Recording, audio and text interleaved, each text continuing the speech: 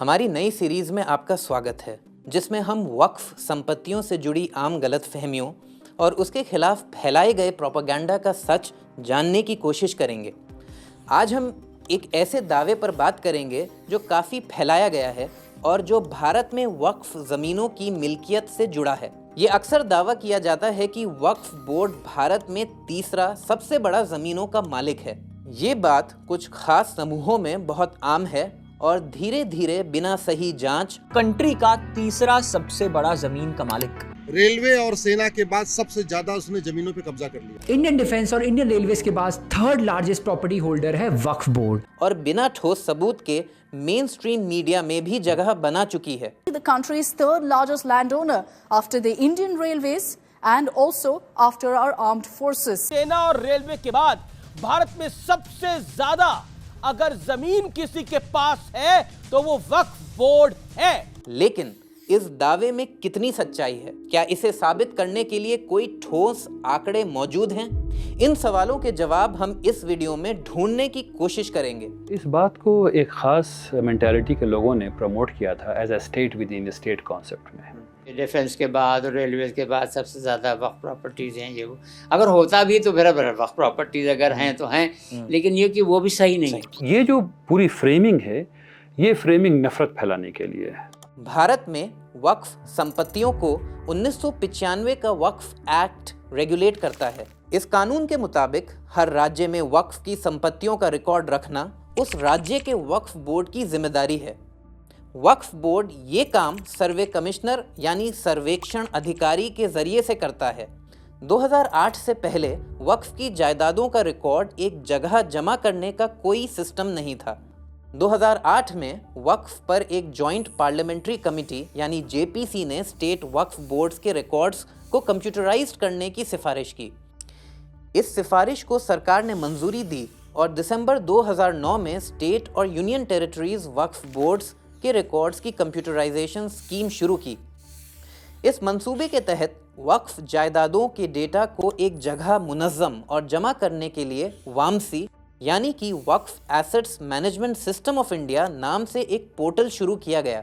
जब हम वामसी पोर्टल पर मौजूद ताज़ा आंकड़ों को देखते हैं तो पता चलता है कि वक्फ बोर्ड्स के पास 8,70,000 संपत्तियां हैं जो पूरे मुल्क में फैली हुई हैं और लगभग 9,40,000 एकड़ ज़मीन को कवर करती हैं।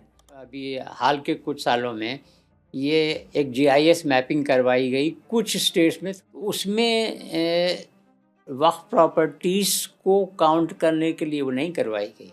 वहाँ जो टर्मिनोलॉजी इस्तेमाल हुई है वो है मैनेजेबल यूनिट्स।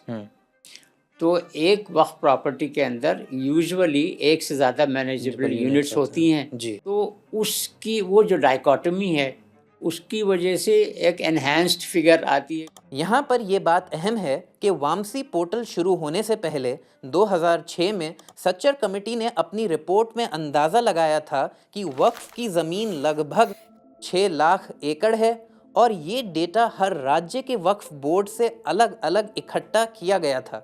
2015 में सोशल जस्टिस और एम्पावरमेंट की स्टैंडिंग कमेटी ने भी अपनी रिपोर्ट में इसी आंकड़े को दोहराया था।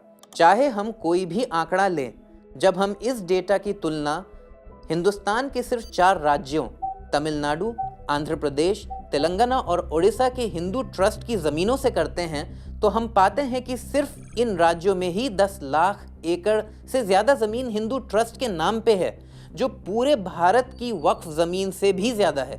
सिर्फ तमिलनाडु में 4,78,000 एकड़ मंदिर और मठ की ज़मीनें हैं। आंध्र प्रदेश में अगर आप देखें तो हिंदू ट्रस्ट की ज़मीन लगभग 4 लाख एकड़ पर फैली हुई है। ओडिशा में सीएजी की रिपोर्ट के मुताबिक सिर्फ 13 मंदिरों के पास 12,76,000 एकड़ ज़मीनें हैं, लेकिन उनमें से सिर्फ 5,70,000 एकड़ ही उनके कब्ज़े में हैं क्योंकि बाकी पर एनक्रोचमेंट हो चुका है। वहीं हिंदू ट्रस्ट के पास तेलंगाना में 87,235 एकड़ ज़मीन है। तो आखिर भारत में सबसे ज़्यादा ज़मीन किसके पास है? हुकूमत ने कभी भी सरकारी तौर पर ये नहीं बताया कि मुल्क में सबसे ज़्यादा ज़मीन किसके पास है। हालांकि अलग अलग संस्थाओं के पास कितनी ज़मीन है इसका डेटा मौजूद है। ये बात सबको मालूम है कि हिंदुस्तान में भारत सरकार सबसे बड़ी ज़मीन की मालिक है और इसकी ज़्यादातर ज़मीन रक्षा मंत्रालय और रेलवे के पास है। कुछ रिपोर्ट्स में ये कहा गया कि सरकार के बाद कैथोलिक चर्च दूसरी सबसे बड़ी ज़मीनों का मालिक है, लेकिन इस पर कोई ऑफिशियल बयान नहीं आया है।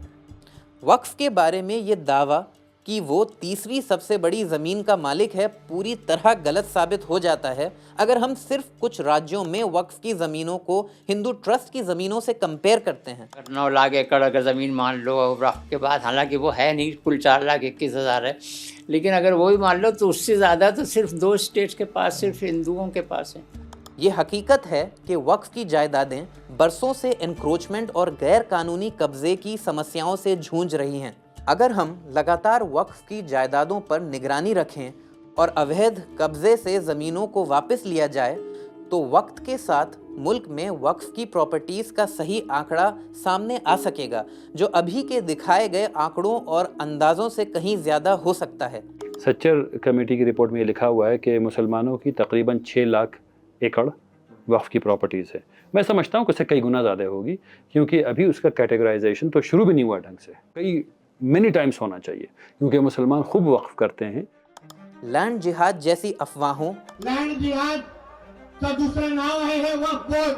क्या वक्फ बोर्ड की आड़ में वाकई लैंड जिहाद किया जा रहा है? और झूठे प्रोपेगेंडा को दूर करने के लिए भारत में ज़मीन के मालिकाना हक को सही ढंग से समझना बहुत ज़रूरी है।